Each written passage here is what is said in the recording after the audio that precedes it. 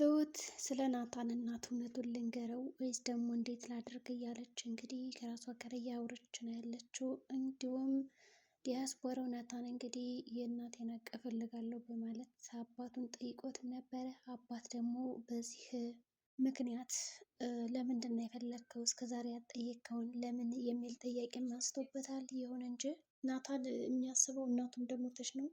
እናት የምታስበው እንግዲህ ልጇ እንደሞተባት ነው። ሁለታቸውም እንደ ሞቱ ነው እንግዲህ የሚታወቁት። ለልጅም አንድ አይነት ሀሳብ ነው፣ ለእናትም አንድ አይነት ሀሳብ ነው የተነገራት። ግን ደግሞ ከዚህ ጋር ሁለቶችም የሚያውቁት ትልቁ ሚስጥር ሁላቸውም በህይወት አለው። ነገር ግን የሚገናኙበት ቀንም የደረሰ ይመስላል። ቤቲ አሁን ላይ ታላቅ ሰው በማግባቷ እንግዲህ ጸጽቷት ነው የሚገኘው። በጣም እየቆጫት ነው ያለ ትዳሯ። ገንዘብን መርጣ እንግዲህ አባቷን የሚያክል ሰው ካገባችም በኋላ ጸጽቷታል። በሌላ በኩል ደግሞ እንግዲህ ልጁን ትፈልገዋለች፣ የገዛኸኝን ልጅ ትፈልገዋለች። ልጅ ግን የቤትን ስራ ስለሚያውቅ እኔ እንደዚህ ባታደርጊ ተከብረሽ ብትኖር የተሻለ ነው አውቃለሁ። እንግዲህ አባሽን የሚያክል ሰው አግብተሽ ደስተኛ ህይወት እየኖርሽ እንዳልሆነ ይገባኛል። ግን ደግሞ ከኔ ጋር ባትቀራረቢ በዚህ ልክ ምንም አይጠቅምሽም በማለት ይነግራታል። ቤቲ እንግዲህ እሱን ለማማለል እየሞከረች ነው። ናታን ሳሎን እንግዲህ መጥቶን እንግዳ እንደመሆኑ ከዛ ሲተኛ ልታስተኛው አልቻለችም። እንግዲህ በተኛበት እየሄደች ልብሶቿን እየቀያየረች ከሱ ጋር ጊዜ ማሳለፍ ትፈልጋለች። ናታን ደግሞ ይህን ነገር በግልጽ ስለሚያውቀው አይፈልግም። እንዲያውም እንድትርቅ ነው የሚፈልግ ከስሩ። እሷ ግን የምትሰማ አይደለችም። እንግዲህ ገዛኸኝ ባሏ ራሱ ጠርጥሯል። እነዚህ ሁለት ልጆችማ የሆነ የሚሰሩት ነገር አለ በማለት ተጠራጥሯቸዋል። እንግዲህ ያው ቢያንስ ልጁን ላይ ጠረጥር ይችላል፣ ግን ሚስትን የጠረጠረት ይመስላል። ለገንዘብ ብላ እንዳገባቸውም የገባው ይመስላል። አሁን ላይ ገንዘቡን ደግሞ በአንቺ ስም አዞርልሻለሁ እያላት ነው። ስለዚህ ያቺ ቤቲ ገንዘቡ ካዞረላት ሽምጥጥ አድርጋ እንደምትክደው እና አንተ አልፈልግም ብላ እዛ ቤት አውጥታ እንደምትጥለው እርግጥ ነው።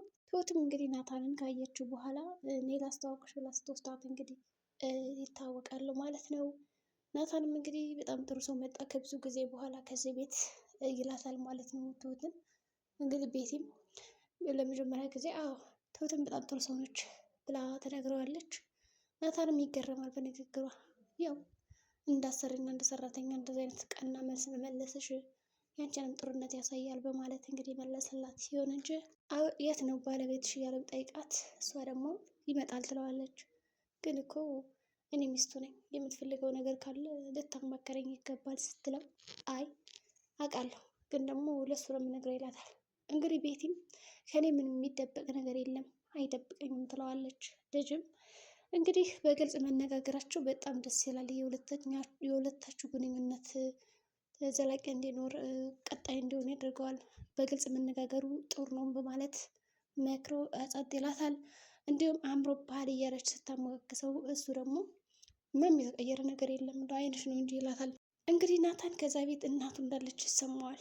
የሆነ ጩኸት አለ፣ ለሌላ ስተኛ ስትጮህ ሰማታለሁ እያለ ለትሁት ያናግራታል። ትሁትም እንዴት ብላ አደነገጠች እና ትሁት እውነቱን ስለምታውቅ አሁን ምን አይነት ወጥመድ ውስጥ እንደገባች በጣም እንግዲህ ደስ ብሏታል ማለት ነው። ትሁትም ወይኔ በቃ ምን አይነት ወጥመድ ውስጥ ነው የገቡት አሁን እንዴት ነው? እሱ ስለ እናቱ ይነግራታል። በእርግጠኝነት ግን ትሁት ለናታን እውነቱን የምትነግረው ይመስላል። ምክንያቱም እሱ ሲያማከራት እያንዳንዱ ነገር እንዲሁም ደግሞ ብቻ ብዙ ነገሮች ነግሯታል። እናቴ እዚህ እንዳለች ይሰማኛል። አሁን ላይ ለእናቴ አንድ ትልቅ ድርጅት ማስፋፋት አለብን ብሎ ነው የሚያስበው። ከዛ በተጨማሪ ደግሞ እንግዲህ ይህ የሚያቋቁመው በጎ ድርጅትም አባቱ እንደማያካትትና እናቱን ብቻ እንደሆነ የእሷ ስም በዚች ምድር ላይ እየተጠራ እንዲኖር ይፈልጋል። አባቱ እንግዲህ እንደማይወደው ከልጅነት የሚያስታውቅበታል ማለት ነው። ድሮም እናት የነበረች እንጂ የምትንሰፈሰፈልኝ አንተማ ምንም አይገባም፣ አትወደኝም ነበር፣ በትዳር ላይም ስትማገጥ የኖርክ ሰው ነህ በማለት አባቱን ያወርደዋል ማለት ነው። ከዛ በተጨማሪ እንግዲህ ናታን ጥሩ ሀሳብ ነው ያሰበው። ለዚህም ደግሞ በጣም ከፍተኛ ገንዘብ ጠይቆታል። አባትም ታዲያ ምን ያክል ገንዘብ ነው የምትፈልገው ማለት ሲጠይቀው እሱን ጊዜው ሲደርስ እነግርሃለሁ ይለዋል። እንግዲህ ገዛኸኝም እሺ ብሎ ነው የወጣው። ግን ወጣ ሲል ለትሁት አደራ ይላታል። ቤቱንም እነዚህም ሁለት ልጆችም የአንዳንዱ ተቆጣጠርልኝ ይላታል። ትሁትም ድንግጥ ትልና ማለት አልገባኝም ትለዋለች። እኔም አልገባኝም ግን ደግሞ በቃ አደራ ይላታል። በእርግጠኝነት ሚስቱ ጠርጥሯታል። እንደምትወደውም እንግዲህ የሆነ ነገር እንዳዘጋጁም ገብቶታል። ከዛ በተጨማሪ ደግሞ ቤት ውስጥ ባዶ ቤት ስለሆነ የፈለጉትን ነገር የማድረግ መብት ስላላቸው ተንከባከቢያቸው የሚል እንግዲህ ግንዛቤ ነው የሰጠላት ትሁት። ትሁትም በተባለችው መሰረት እንግዲህ ለመጠበቅ ወደ ሳሎን ስትሄድ ቤቲ ካልተጠጋው ትለዋለች። ይደነግጣሉ ሁለታቸው። ቤቲም እንግዲህ ወደ ኪችን ከመጣች በኋላ ትሁት እኔ ጋር በሰላም መኖር ከፈለግሽ ያየሽውን ነገር አላየውም ብለሽ ሸምጥሽ ትላታለች። ናታንም እንደዛው ይደነግጣል። ለሁለቶችም እንግዲህ አታስቡ ምንም ያየሁት ነገር የለም በማለት እንግዲህ ነገረቻቸው ማለት ነው። ይሁን እንጂ እንግዲህ አትናገርም። አባትም አደረባታል። ልጅም ደግሞ የሚያውቀው እውነት አለ እዚህ ጋር። ስለዚህ በቃ ሴተኛ እያስተኛቸው አይደለም። በባዶ ወዷ እየሆነች እንግዲህ ልብስ ምናምን ሳትደርብ ራሱ ከለጥለጣው ላይ እየመጣች ናታን ተሳቀቀ ለመተኛት። እንደውም እዚህ ቤት አላርም ብሎ ራሱ ቢገለግልም አትሄድም ብላ ያስቀረችው ቤቲ ናት። በጣም ደግሞ እንዲጠረጥር ያደረገው ገዛኸኝን ከሱ ላይ ስትቆጣበት የነበረው ነገር እና እንዳይሄድ ብላ የምታደርጋቸው ትግሎች ነበሩ። ድርቅ ብላ አትሄድም የምትለው ነገር እንግዲህ ቡናም ተበላ፣ ጠዋት ሆነ ቁርስም ተበላ። ትሁት ግን ቡናውን ስትሰጠው በጣም እጇ እየተንቀጠቀጠ ነበረ። ምክንያቱም እውነቱን ስለምታውቅ አሁን ላይ ትሁት እዛ ቤት በጣም አደገኛ እንግዲህ ከሚባሉ ሰዎች መካከል እየኖረች ነው ያለችው። ግን ገጸ ባህሪያቸው የሚገርመው ነገር ቴና ከዚህ በፊት ከዳኒ ጋር ስታደርገው የነበረው ነው። ግን እሷ ለገንዘብ ብላ የአባቱን ሀብት ለመውረስ ብላ ነው ያገባችው ልጅን። እዚህ ደግሞ በተቃራኒው እንግዲህ አስታውላችሁ ከሆነ አባቷን የሚያክለውን ለገንዘብ ብላ ታገባዋለች። ከዛ ደግሞ ልጁን ትፈልጋለች። የቴና ገጸ ባህሪ ይመስለኛል እኔ ሳስበው ማለት ነው። ቤቲ የምትተው ነው። አሁን ቴና በመጣች ጠፋች እኮ እንዴ! የት ነው አስወገደችዋት? ይሁን እንጂ እንግዲህ መጨረሻው ምን ሊሆን ይችላል የቤቲ። በመጨረሻም እንግዲህ ናታን ወደ ትሁት መኝታ ክፍል ያንኳኳል። እባክሽ ቁልፍ ስጪኝ፣ ሳሎን ላይ እኮ መተኛት አልቻልኩም ይላታል።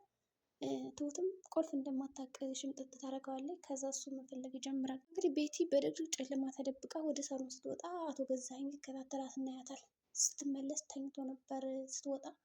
እንግዲህ ስታየው በጣም ነው የደነገጠችው። ምክንያቱም ተኝቷል ብላ ነው የወጣች ከመኝታ ክፍሏ። የት ነች ስላት እንግዲህ ውሃ ልጠጣ ሂጅ ብላ አስተባበለች። እሱም ገብቶታል። በእርግጥ ዝም አላት። በእርግጠኝነት አሁን ሚስቴን በድያታለሁ ብሎ እንግዲህ እንደሚጸጸት አቶ ገዛኸኝ ጥሩ ነው።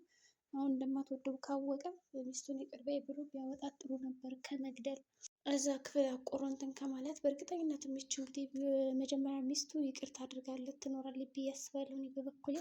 በዛ ላይ ናታን የመሰለ እንግዲህ ልጅ አላቸው። የሆነች እሺ ብሎ ኡፍ አለች። እንግዲህ ያው ደክሟት በጣም የእጅ ከፍንጅ የተያዘች መስሏት ደንግጣ ነበረ ቤቲ፣ ግን አመለጠች። ናታንም እንግዲህ እሺ ይቅርታ ብሎ ቁልፍ ሲፈልግ ያገኘዋል። ምክንያቱም እሱ ያሰበው ምንድነው በቃ ሳሎን ላይ መተኛት አልቻልኩም፣ ይቺ ቤቲ ባገኘችው አጋጣሚ እየመጣች ልጠጋ ስለምትለኝ እዛ ወደ ክፍል ከሄድኩና ቁልፍ ከተኛው አትመጣብኝም ብሎ ነው ያሰበው። ግን እዛ ክፍል ደግሞ እናቱ እንዳለች እና የእናቱ መኝታ ክፍል እንደሆነ አላወቀም። ስለዚህ ሊከፍተው እየታገለ ነው። በእርግጠኝነት ከከፈተው እናቱን ያገኛታል። ግን ደግሞ ሳስበው ቤቲ የምትነቃ ይመስለኛል። ምክንያቱም አልተኛችም። ተመልሳ ወደ ባሏ ስትሄድ ትሰማለች የበሩን ኳኳቴ። ከከፈተውም እንግዲህ እናቱን ካገኛት በጣም ጥሩ ነበረ። ትሁትም እውነቱን ብነግረው ጥሩ ነው። እንግዲህ ዛሬ ቪዲዮአችን ይመስላል። በቀጣይ ቪዲዮ እስከምንገናኝ መልካም ጊዜ ይሆንላችሁ። ናታን በቀጣይ ምን የሚያደርግ ይመስላችኋል? እናቱን ያገኛታል ወይስ ደግሞ ከዛ ክፍል እንዳይገባ ይደረጋል?